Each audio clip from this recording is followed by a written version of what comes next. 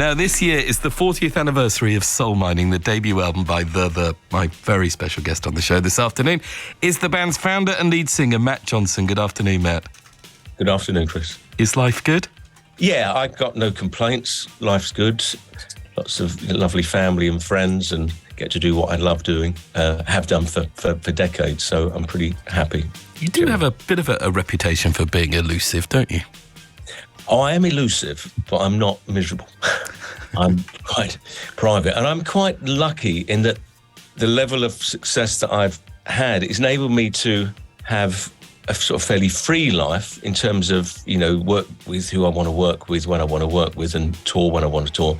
But I'm not so famous that I get hassled in the street. I can have a very private life in public, if you see what I mean. Walk the streets, hang out places, and barely get recognised, which I really like. It enables me to have a very, when I say ordinary life, a life like a regular person without getting the hassle of extreme stardom, which is something I've always found quite repulsive, to be honest. Success did come very early for you.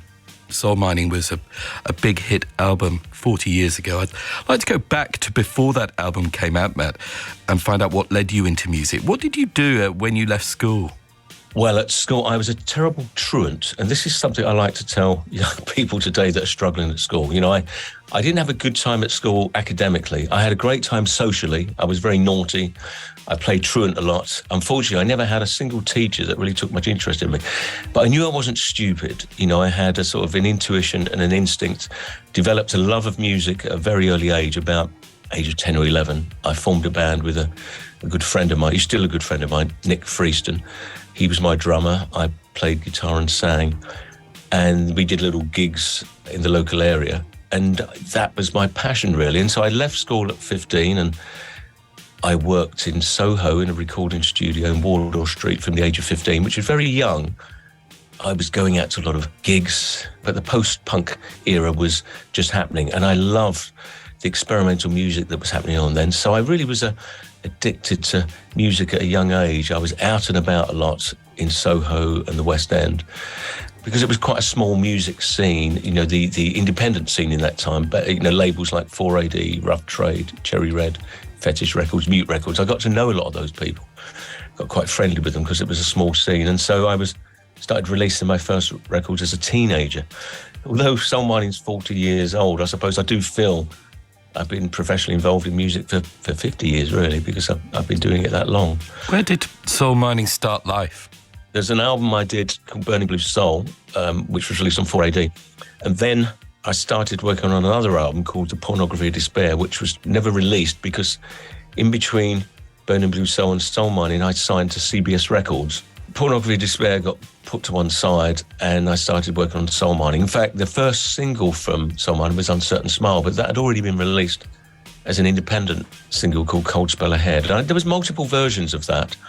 The version that ended up getting me signed to CBS was made in New York. So I went to New York when I was 20, worked with the producer Mike Thorne, who had also produced Soft Cell's Tainted Love, and he was a very hot producer at the time. He'd also worked with the band Wire, who I was friendly with, and I think he did a really good job with them. And so Uncertain Smile was recorded in New York. I came back. My manager at the time, a chap called Steve-O, who was with the Sun Bazaar record label, he created a bidding war between the various major labels at the time, and I ended up going with CBS. Started working with a chap called Paul Hardiman, who was a brilliant engineer and who was my co-producer on that. And we recorded a lot of it in East London. And I often say to people, I don't know if other songwriters feel like this, particularly if you're writing something that is truthful to you, there's a sort of somehow a resonance. Your emotions get very stirred. You feel really awakened by something. And I suppose that's always a rule of thumb for me personally, that when I'm writing a song, it has to make me feel emotional. It seems like an obvious thing to say, but it has to make me feel very, very emotional and moved. Otherwise, it's not going to have any effect on anybody else. Music has been my best friend, really, for most of my life. It's when all seemed hopeless at school, when I was written off as going to end up as nothing more than a dustman, and I was continually told off, getting terrible reports. It was the music the music that I was doing in the little band that I was in, or I was sitting in the bedroom by myself, creating my own music or listening to other people's music, was my best friend. And it was great. It gave me hope and a sense of possibilities.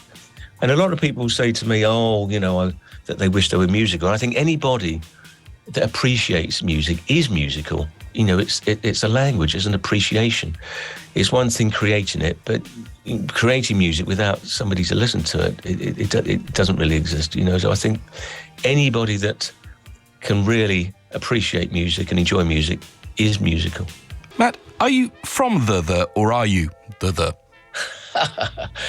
That's quite an existential question. Both. Okay. Tell me about $1 One Vote.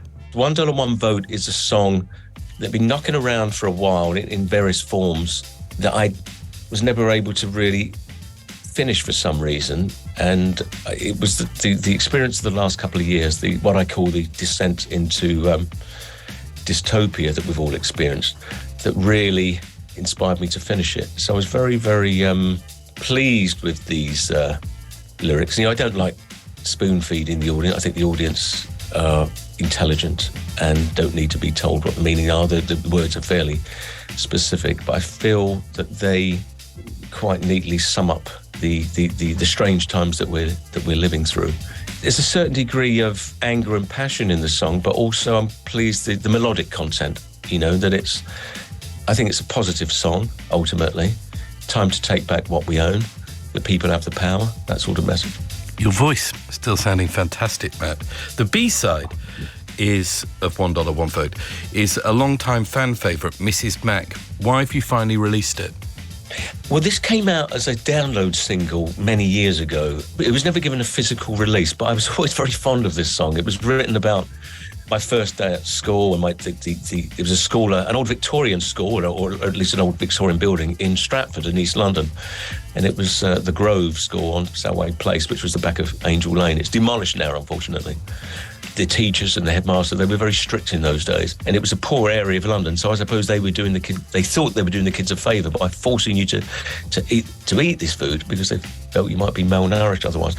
And so a little trick that the kids devised, we would put the meat and the greens into the pockets of our shorts to pretend that we'd eaten the food, and then we would go out and flush it down the toilets afterwards. The childhood memories are incredibly intense.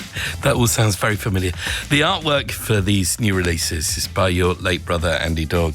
Andy was a real inspiration to you, wasn't he? Yes, he was. He was one of the biggest influences on my life, really. He was 2.5 years older than me, but a very original thinker, Andrew, very talented. And I think my childhood would have been much poorer without having him as an older brother, because we had great sort of fantasy play, dressing up, sort of superhero outfits, drawing, listening to music. We had a complicated relationship, as siblings often do. We certainly had our share of punch-ups and arguments, but we were very, very close. And right to the end, our taste in films, music and literature, humour, were very, very similar. And the sad thing for me now, I've lost not only Andrew, one of my younger brothers, but also both my parents, that there's nobody I can talk to about my childhood that remembers. My younger brother, Gerard, is 11 years younger than me, so he doesn't remember the things that happened when I was very young.